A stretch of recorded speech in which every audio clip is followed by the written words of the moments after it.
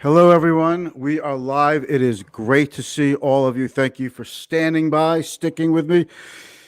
Wow, what a day. Today, you know what? I think going forward, every single day, we have to look at everything based on the shape of the recovery. Today was definitely a V-shaped day. So some days you have L-shaped days, U-shaped days, squiggly days. I'm going with a V-shaped day today. I mean, why not? The reason for that is not because the major averages were up about 1.5%, which is a nice day. It makes for a nice day, not a huge day. We were off a little bit last week, tiny bit. We pretty much made up that ground today. Will it stick? We'll see. I think there are some good things going on that make me more optimistic. But the question is, should you get bulled up over all of this? The question is also, why? What is leading to a day like today? Why be excited about a day like today? There's something I'm very excited about today with regard to the market. There's a message in the market that has changed a little bit today. And it's just a slight change. It may be too early to tell. There are some smart people, think it's way too early to say this. So we'll get into that. And a toxic investment. There is a toxic brew circulating in the market. It's a very big stock on platforms like Robinhood. And I don't think it's what people understand it is. There's been a lot more education about it, but we're going to talk about that too, because I want you to avoid this as a mistake. I don't want you to make mistakes. So let's roll the intro. Okay. We're going to roll this intro, and then we've got a couple of things to cover, and we're off. But this is going to be good. We're going to learn a lot today. Here we go.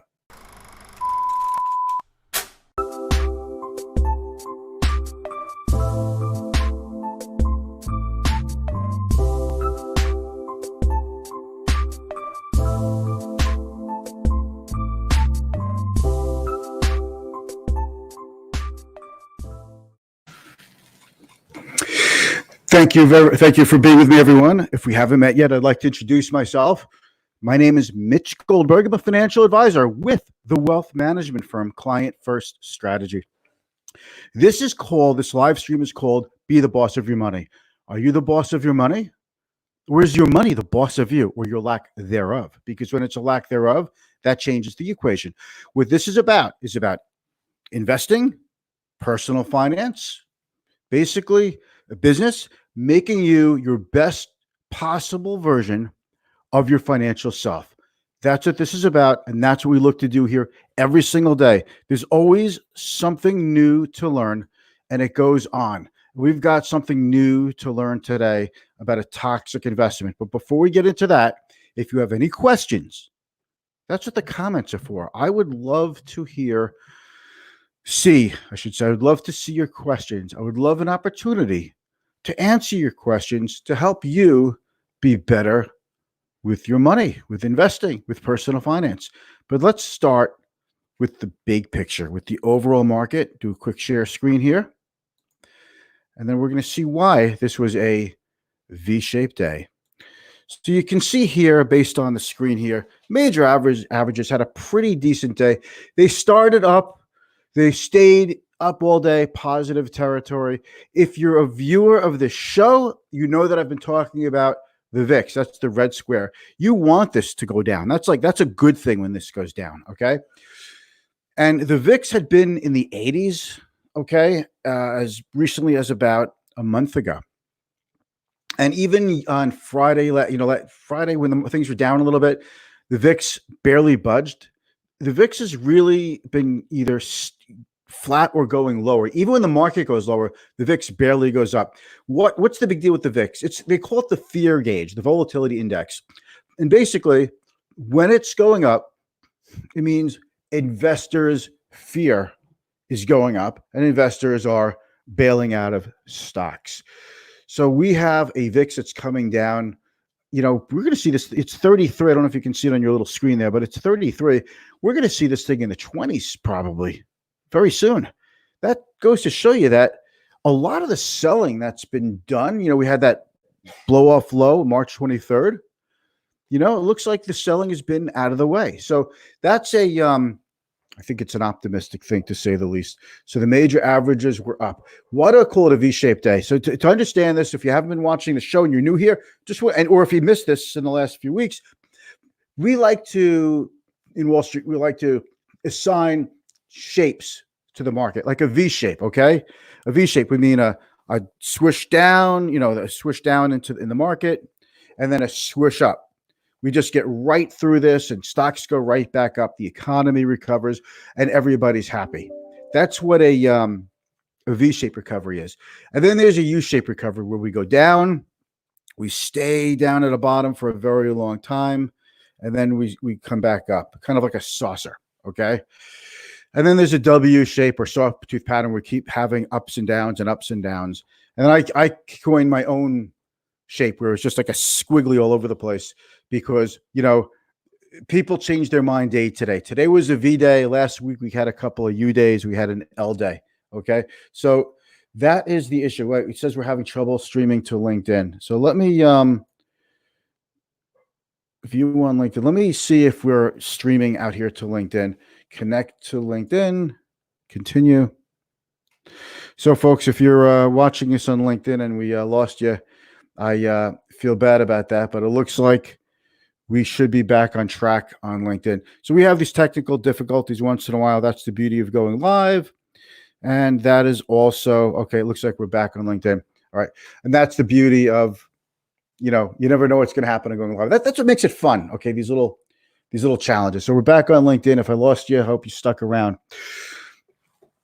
So today looks like a V day. And what are V day stocks? V day stocks are the industrials, cyclical companies, smokestack companies, machinery, anything that has to do with aircraft manufacturing, auto manufacturing, air conditioning, companies that make things that are considered durable goods, things that last for 3 years or more. And if you take a look on this, while we're on the share screen, okay, if you take a look what led the day today, okay, financials, real estate, REITs, XLB, that's materials, industrials, energy, discretionary. Well, folks, those are the economically sensitive type stocks that you want to see lead. People don't love a market that's going up. I know any market that goes up we should love, but a market that is being led higher by safety stocks, consumer staples, drug stocks, that's not considered such a great indicator of strength. That means people are in flight mode. They're in a flight to safety mode. That's when the economy is getting weaker. We lean heavily on growth stocks, companies that can grow earnings or at least have steady earnings no matter what the economy, because we're still using, toilet paper and toothpaste and taking medications. But when you see the financials lead the day like this, see this XLF, that's an ETF, the leading ETF for financial services companies. When you see that, that's a very good sign, because when banks are going up and people are more optimistic about banks, that just tells you that people are excited about a strengthening economy. That's the V. So those are the stocks, the banks, the industrials, building materials. They were the first ones to plunge. And it's nice to see those go up as opposed to what I call the coronavirus stocks. It's nice to see the market go up without, Amazon for a change. Okay. So that's number one. Number two, okay, we could stop the screen share. Now you're just back with me. So let's take a look and talk to you about why isn't, I get this a lot. Why isn't the stock market reflecting the economy? That has a lot to do with companies like Amazon, for example, and it has a lot to do with other big companies, the top leading companies like Netflix, because it's the top few companies that are making all the difference. That's where investor cash is going. And the top companies dominate so much of the financial landscape, of the stock landscape, that they crowd everybody out. So as long as these companies are attracting investor cash and they're going up, they take the whole market with them. It's called the leaders. The generals are leading the market. I know a lot of people think that's bad. I actually think it's good for the market. You want the generals to lead. That's what generals are supposed to do. And people say, but what about companies like Macy's or the Gap? I mean, these companies are so tiny compared to the larger companies in the S&P 500 now, the leaders being Apple and Amazon. Okay, they're, Walmart's in the top 10, Netflix is up there. So the smaller companies are so insignificant. If they disappeared, if they went to zero, you wouldn't even notice it. They have a lot of employees, so that hurts the economy. But the stock market doesn't always reflect the economy on a minute-to-minute basis.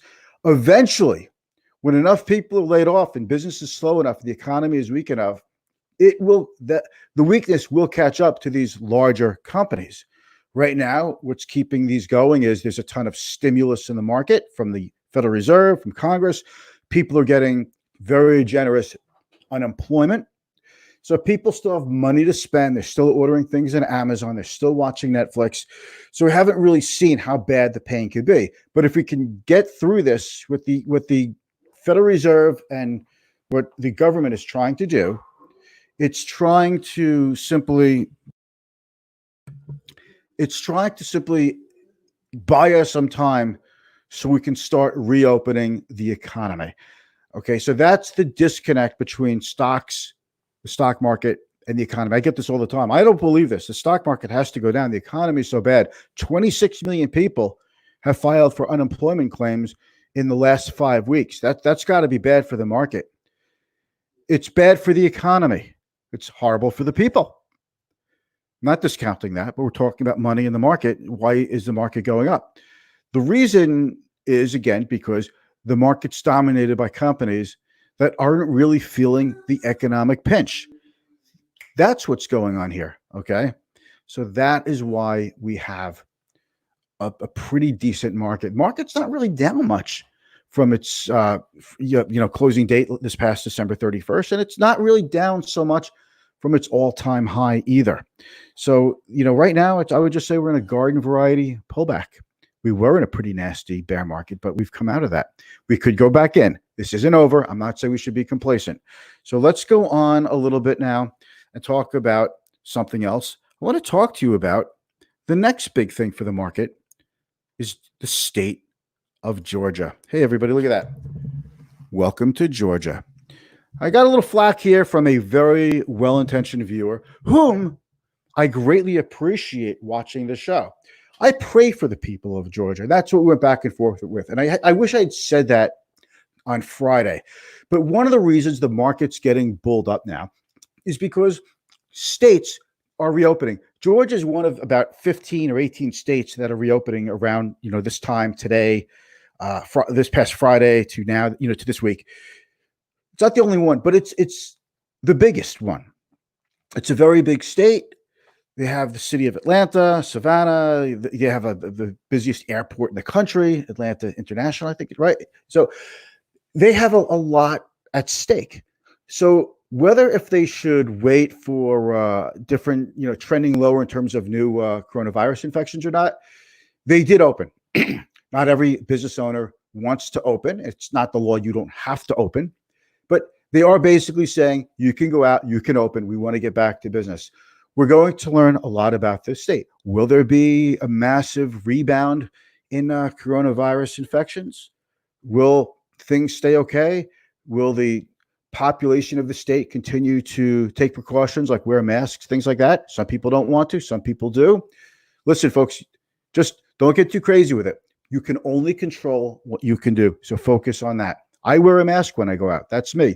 If you don't wear a mask, okay, that's your business. So let's get back on track here. Georgia. If the reopening goes fairly smoothly, and if the infection rates don't rise meaningfully, then we're back to business. And we use Georgia as a template and a training ground for the rest of the country. And then maybe New York, Governor Cuomo is now talking about opening up the state of New York to business again in phases. California will start, and there's others. So we could literally be back to a new normal, a slower form of business, but it's better than no business. People get hired. Will all 26 million people who lost their jobs get hired? I think that would be, quickly. I think that would be overly optimistic. but a lot of people do get hired, and the economy could look a lot better in 2 or 3 months than it does now. That's another reason why we're talking about a V-shaped recovery today.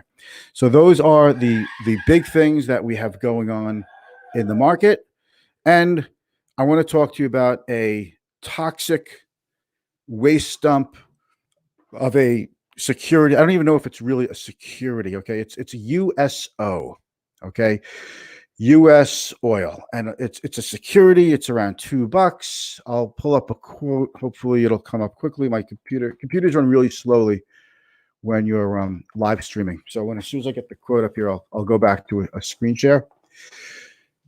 The way this ETF works, okay, it's back up in my screen here, so it's coming up, is that it doesn't really invest in oil. It doesn't track the spot price, the market price that you see in the news. What it does, it invests in near-term futures. A future is the right to buy or sell 1,000 barrels of oil. So if somebody buys an oil future and they hold on to it until the end of the business day, they are on the hook for 1,000 barrels of oil. Nobody wants to be on the hook for oil.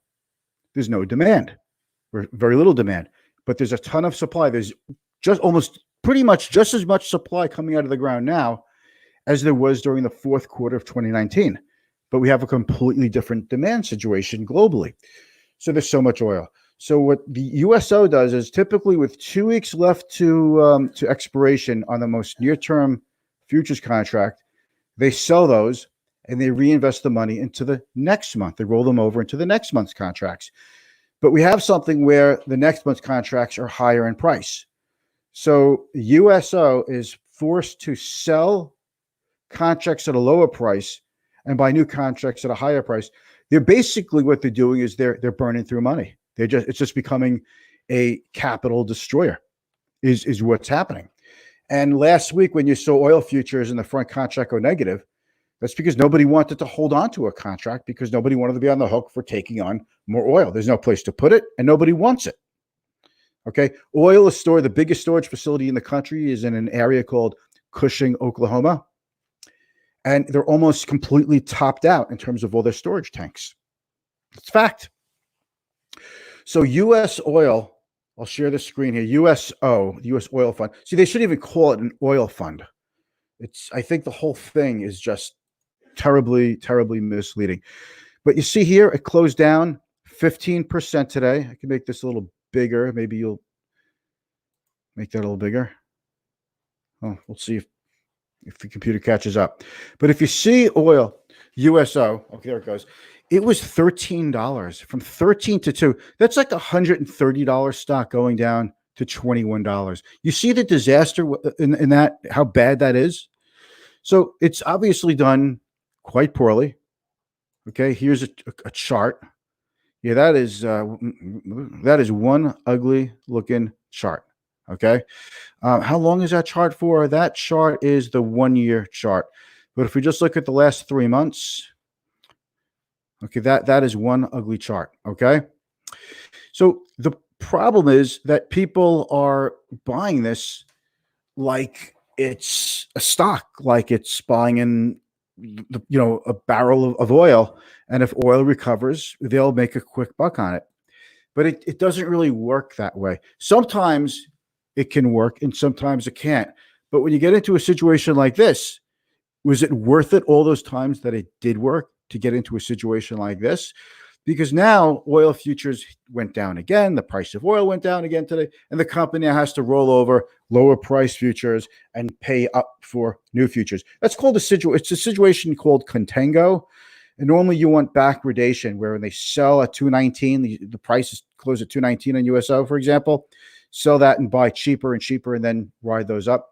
The point of the matter is USO has been a toxic stew, a nightmare for investors who actually thought they were betting on the price of oil. Now, betting on the price of oil has been a pretty piss poor thing to do lately. But if you want to invest in oil, I think the best way to do it is to look at one of the stronger energy companies out there. You know the names. I'm not sure if I could really name them in a live stream because I don't want to come off like I'm recommending them right now. But if you want to buy a high quality energy company, think of the biggest ones in the United States, and you pretty much have it figured out if you want to play. These companies have other businesses, other lines that are diversified. But when oil goes up, these companies can make a lot of money very quickly, and that could be reflected in the price of the stock. So that's my thought process for the day. Today was a V-shaped day, an economic recovery day. The right stocks, industrials, financials, materials, the cyclical type stocks are the leaders today. That is, to me, I'd rather have a day like today when those are the leaders and be up 350 on the Dow than be up 600 in the Dow when the other stocks lead the way. Let's see if anybody's out there. We've got a couple of comments. Okay. Hey, Scott, good to see you. And thank you so much for watching. Hey, Dove, good to see you, man. Like generals. You like generals, or it's like the generals? You're a general. You are like a tank. You're like a Sherman tank, buddy. You're just such a, an animal. Anyway, we've hung out before, so I know that for a fact. We've got a couple of people out there in LinkedIn land. I want to thank all of you for watching. If you watch this in the replay, you have any questions of the replay, you are certainly welcome to ask me a question about this stuff, and I will get back to you. I'll keep an eye out. All right. I will see you tomorrow. Thank you for joining me.